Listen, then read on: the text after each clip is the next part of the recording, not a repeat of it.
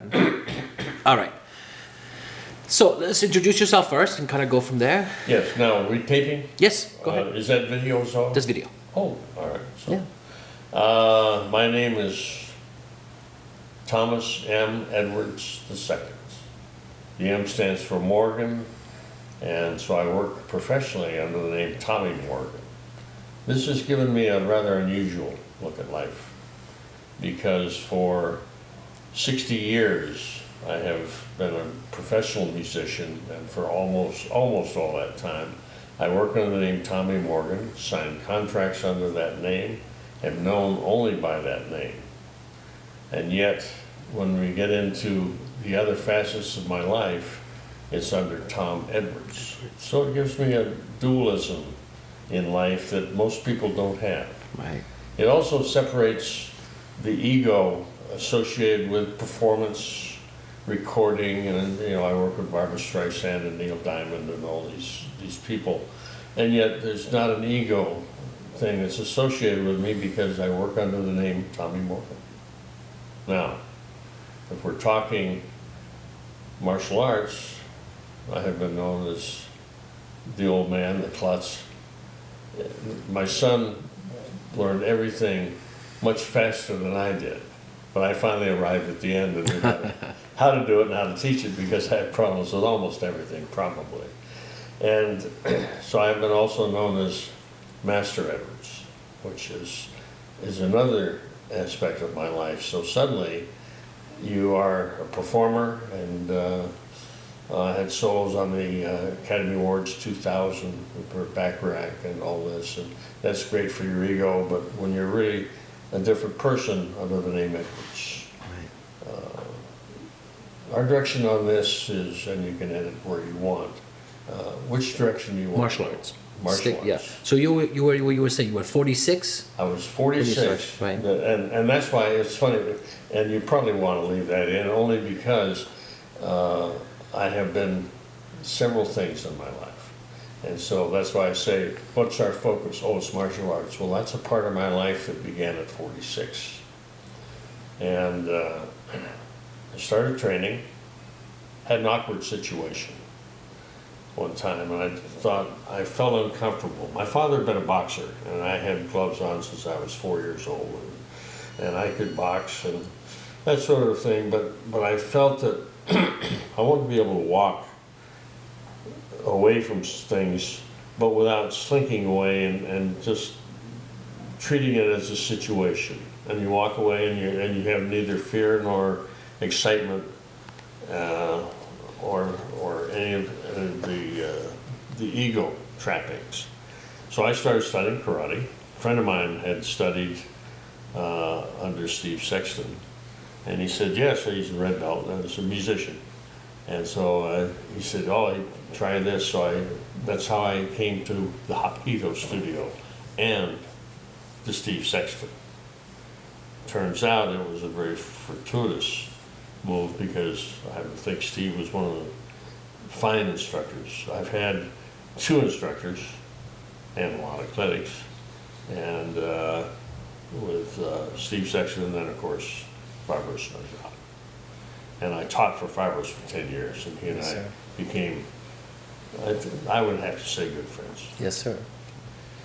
And yet, when I was studying, there was a green belt that came into class a couple of months after I started studying, and it was Fariborz as a green belt. Now, I'm probably one of the very few people that know and trained with him before he became a black belt. That's right. It's true. Now, Fariborz and I, and my son, my youngest son, all became black belts in the same test. And it's been an experience for me to watch Fariborz grow from a very good black belt to, and here I'm a little loose, I'm not sure if it was 3 years, somewhere between 2 and 4 years. Over the summer, Fariborz got the power associated with all of the great martial artists.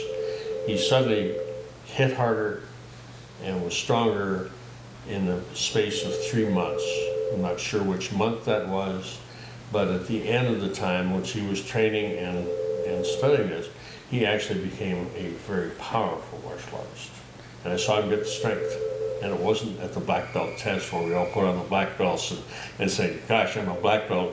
Why am I so good today and yesterday I wasn't? Right. It's an optical illusion. Black belt is I've always looked at a black belt as a mark in your travel in life and your study. Absolutely. It represents a pool of knowledge that you have attained. It's not the end result. It's not, now I am a black belt, this is it.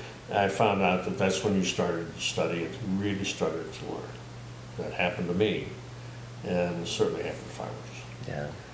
But Steve Sexton was a very good instructor. Taught much from the basics and rigid basics that you had to learn, and I've talked to people from other styles who have had maybe 50 or 60 techniques. I counted once, and if my memory is right, there were 242 techniques of holds that were required when I became a black belt, and when Fariborz became a black belt, and when Matt became a black belt, all of us. And so we had a tremendous number of holds, and of course from there you change directions to that, so you end up with thousands of holds, essentially, with the force vectors involved.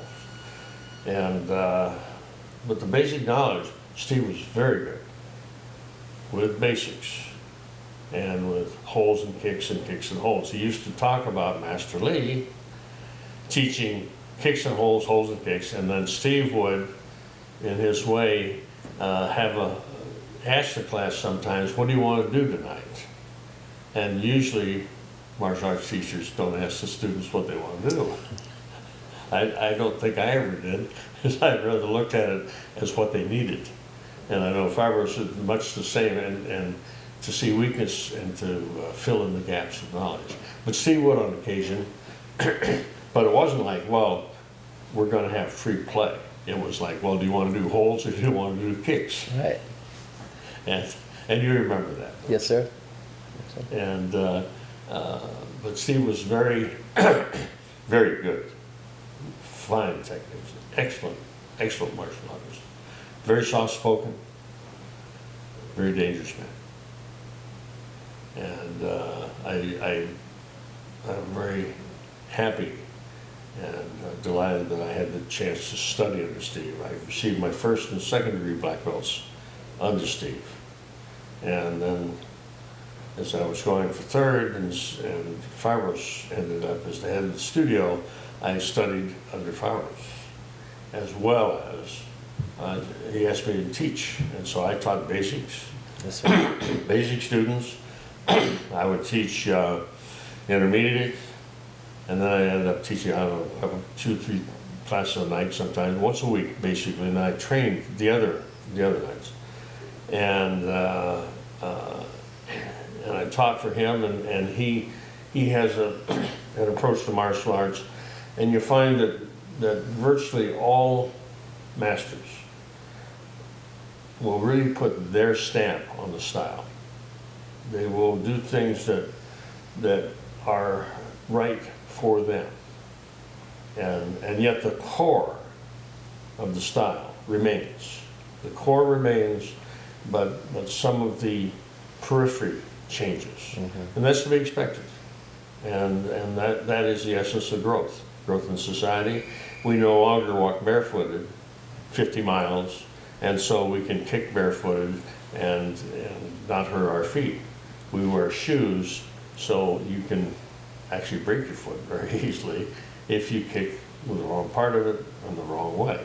Exactly. So now you have another issue with modern times, and that is you have to be very careful to learn the kicks correctly. So the contact points on the foot are very important. So now the side kick doesn't become the side of the foot away from the heel. It becomes the side of the foot supported by the heel. And such technical things as that. And that's what you embrace. But I've had the benefit of studying with two people who are excellent. And the core thread has always been Hapkido. Circular motion, water Absolutely. principle, etc. What made you go all those years? I mean, at 46 years old, what made you go and stick with it for so long?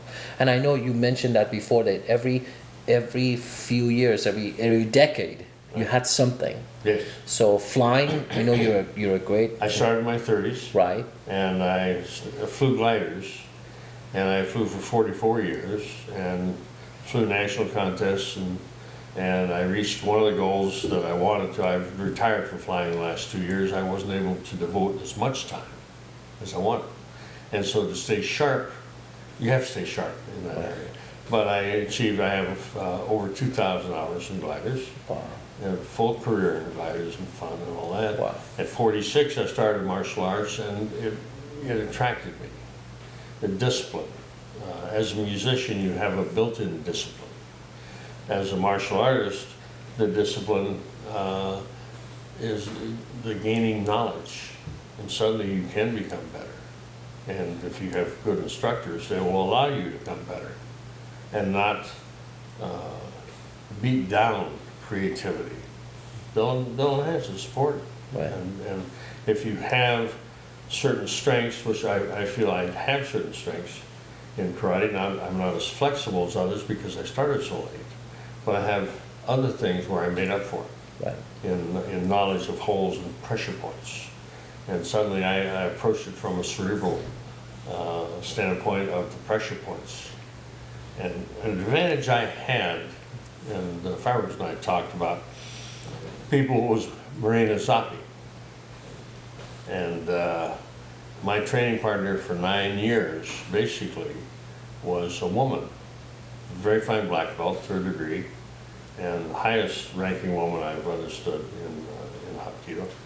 And I learned touch from her because it was a woman you can overpower and you can mash at a pressure point. And with a woman's softer upper body and the softer arms, you think you're doing great, and you aren't.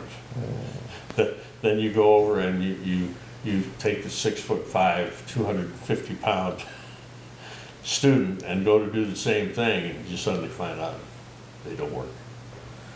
So, but from her I found touch because I can take a pressure point with the tip of the thumb and very light pressure and exercise that hold and that.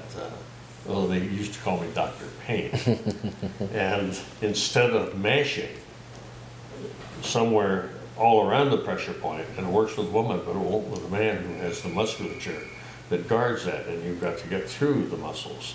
And you only get through the muscles with the edge of bone, the point of a finger, the point of a thumb. Right. So this was my area of what I felt of expertise, and that I developed and worked on, because this is where I felt I could compete, even having started older, that because I understood what the holes were, then I could compete Right. on a level and feel that maybe I did deserve to be a black belt, or maybe Yes, an sir. advanced black belt. So, Yes, sir. What advice do you have for people that study martial arts now? I mean, from you I mean, when I think of you, I think of passion. You were so passionate in everything you did. Whether it be flying, let it be music, and let it be martial arts. But what advice do you have for people who still think martial arts is kicking and boxing, kicking and punching, or they think this UFC, the MMA is getting in a cage and all that stuff? You know, what advice do you have from somebody who's got experience? Well, my schedule, being freelance studio musician, allowed me, sometimes I would work and couldn't train, but allowed me to basically train on a 6-day-a-week basis. Sometimes I'd miss a day I was working, but if I wasn't working, then I would be there training. Because I found that every time I went, and early on with training with Steve, I would find that, boy, I felt tired, and Jesus, maybe I won't go tonight. And then I'd finally make that decision, okay, let me drag myself to the studio. And I would come home and I'd learn something. Every time I worked with Steve, I learned something. Every time I worked with Fariborz, I learned something. So I'd come home and say, geez, I'm glad I went tonight, because the circumstances were that something came up. And so it wasn't like in a lesson plan. It evolved right at that moment. And if I hadn't been there, I wouldn't have seen it. Right. Because we don't go back and do it next Monday. It happened that week. So you have to attend, and it's the rapid learning and the understanding, the attraction of committing time to it. Now, if I was working 8 to 6, I couldn't have trained 5 nights a week or 4 nights a week, Right. or that sort of thing. So my schedule allowed me to do certain things in martial arts. But basically, you need to commit at least 3 times a week. And so it's on a regular basis. And you need to, when you walk in the door, you commit to learning martial arts. But you had a bad day at the office, you had good things coming tomorrow, bad thing in the afternoon, all of those things are relevant. They're out of your mind. Right. Focus. And the one thing I have as a musician, I like to say my son and I share one trait that is important in success in our respective fields. My son is a professor of marine biology at San Diego State, and his doctorate is in biology. And the one thing we can do is work long periods of time at a desk alone. And if you can do that, then you have focus. The groupthink specialists of today, which I find to be counterproductive, is, well, we're all going to learn this together, like going into a karate studio. This is what they teach basic school. Well, we're all going to learn today. So Billy, what do you think in the environment is most important? Well, we sit around at a karate studio, students, none of us being very good, and well, what do you think we should defend against? A grab here or no, the instructor tells you. The instructor is basing his teaching on knowledge, and we don't have knowledge. We're there as a receptacle of knowledge. And so the group think is totally against my philosophy of teaching and learning. As a teacher, and it seems I've taught everything I've ever done. So I've taught music, I've taught martial arts, I've taught glider flying. I never got a instructor's rating, but I taught advanced, which you don't get instructor's rating, but I would teach people advanced cross-country flying. And in martial arts, for that hour, hour and a half you commit, it's like you leave it all behind you. When you walk in, and the theory of fighting is the empty mind, and you don't understand that for several years, and then one day you do. Right. And but just from the basics, well, what do I do? Devote that hour and a half. Don't make it 3 hours if you don't have it. Do what you can handle. But if you do an hour and a half 3 times a week, you will learn. But you have to leave everything outside.